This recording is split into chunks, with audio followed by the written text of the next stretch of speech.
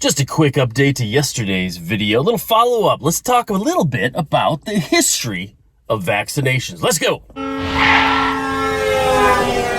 Hello everyone, welcome to Driving While Josh. I'm your host Josh. We are broadcasting live from our not-so-mobile Honda studios, sponsored by Civic. But I just want to go over just a little bit of history about the discovery to approved vaccine process that historically that has occurred, at least in the United States. Now, this is not a comprehensive list. This is just some of the big ones.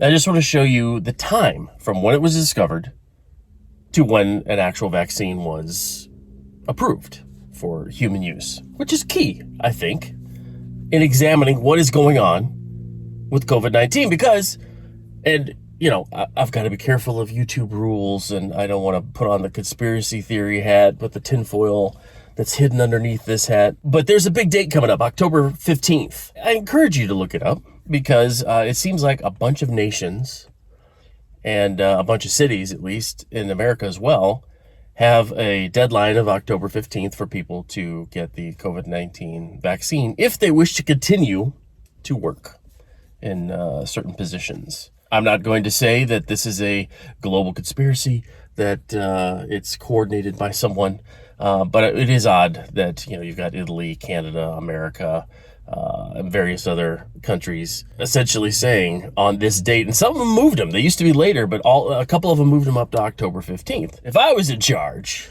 of a global conspiracy to try to get everybody to take this vaccine, I may try to coordinate with other countries, but we won't get into that. We won't get into that because we don't want to violate any YouTube guidelines or rules. But I want to go over this is, again, not a comprehensive list, but let's just look at some of the biggies that have happened, at least in the last century or so. Yellow fever, that was discovered in 1900. It wasn't until 1935 that we had a human-approved vaccine. That's a 35-year gap from discovery to approved vaccine. Now, Josh, that was 1900. That was 121 years ago, man. Good heavens. The medical technology that would occur over 120 years. Get real. Look at computers, buddy. Medical technology. It's got to be faster. You're right. That was 1900. It took 35 years. Polio, discovered in 1909. Wasn't until 1954 that it was approved for human use. That was a 45-year gap. Measles, you know, measles, mumps, rubella, that MMR you get. Measles was discovered in 1911.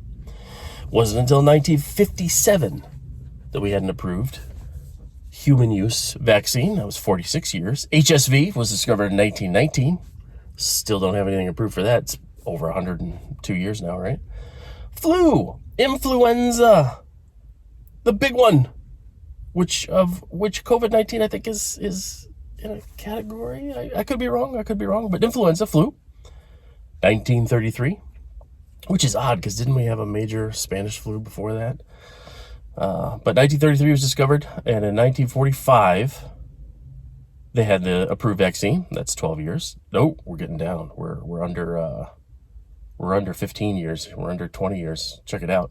RSV, 1956. Still got nothing. That's 65 plus years. Dengue virus, 1960. Wasn't until 2019, 59 years, that we got a human-approved vaccine. Hepatitis B, discovered in 1967. Wasn't until 1984, 17 years.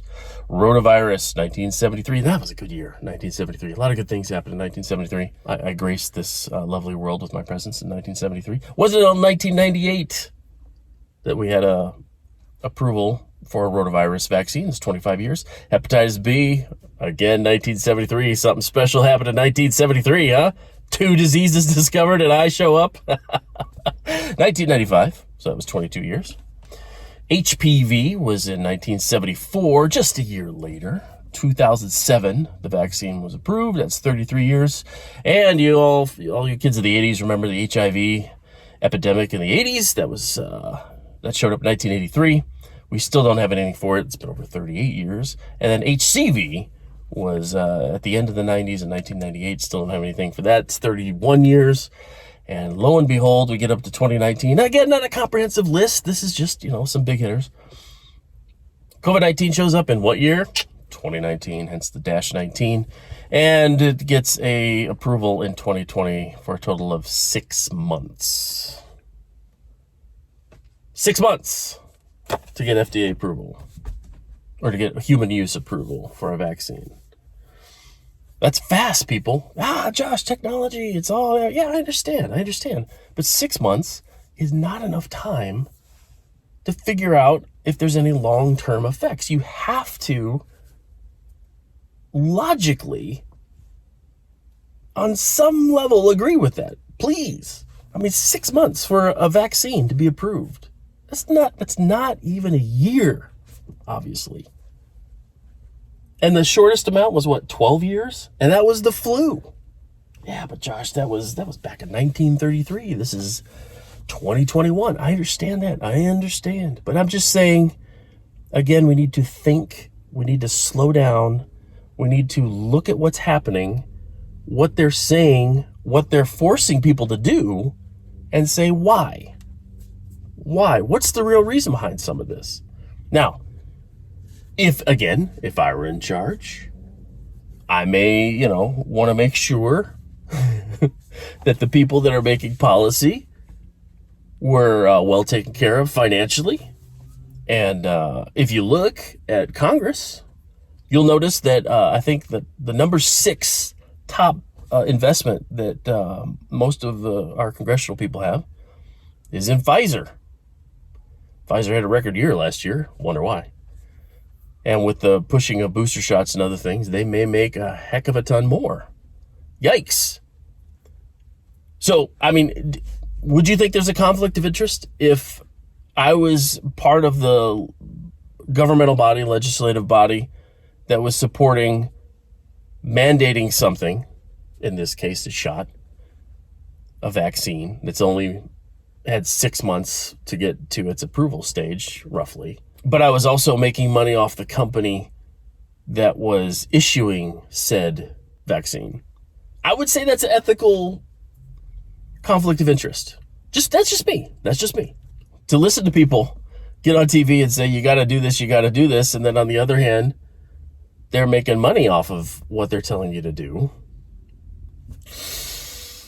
It's for your safety.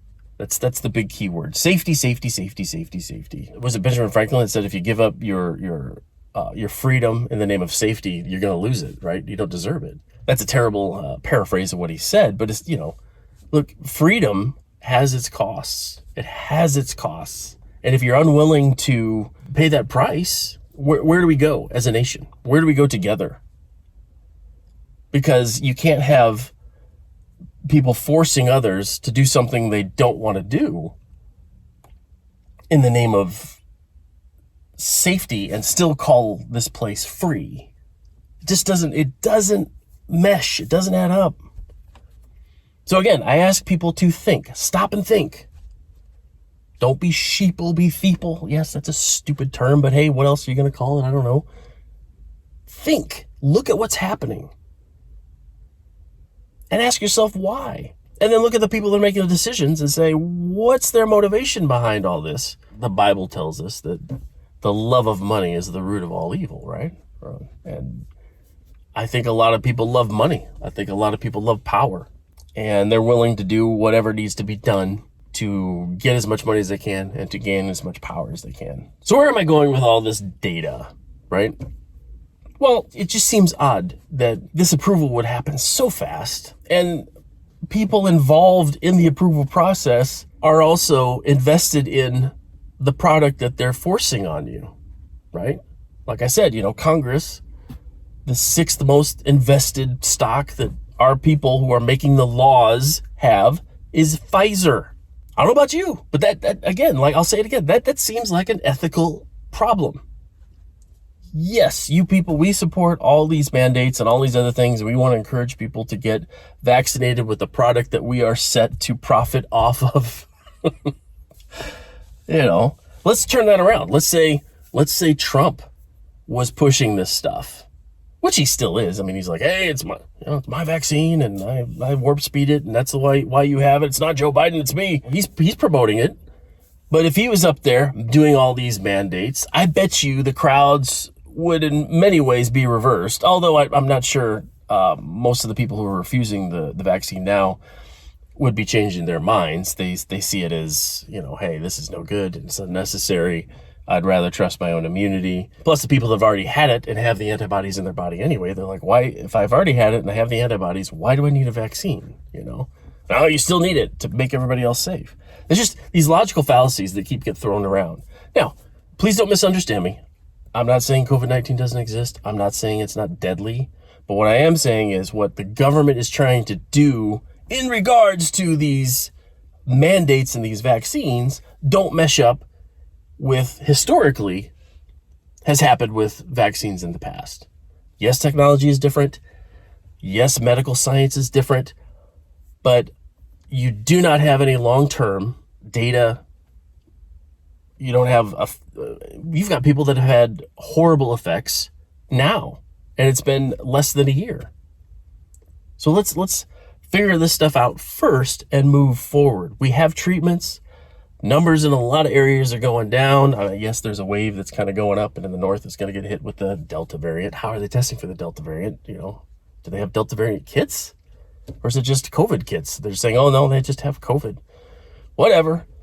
But anyway, viruses have been around for ages. They're here to stay. COVID is here to stay. The Spanish flu, which happened over a century ago, is still around. It's in a weakened state, but it's still around. It may just give you the sniffles and a cough, but it's still here. Same thing with COVID. Let's stop and think. What's the motivation behind these things, and why are they trying to force it so strongly? I watched a Monday night football game last night, and in a 20-minute period, they had 4 or 5 get the vaccine commercials out there. I mean, they are pushing this sucker like crazy. It's madness. In Los Angeles, they're like, you can't even go into a restaurant now without a passport to show that you've had a jab. Well, what that's going to do? That's just going to produce a black market for fake vaccine cards or whatever. and are you going to tell me that the same people that are pro vaccine passport are also anti voter ID?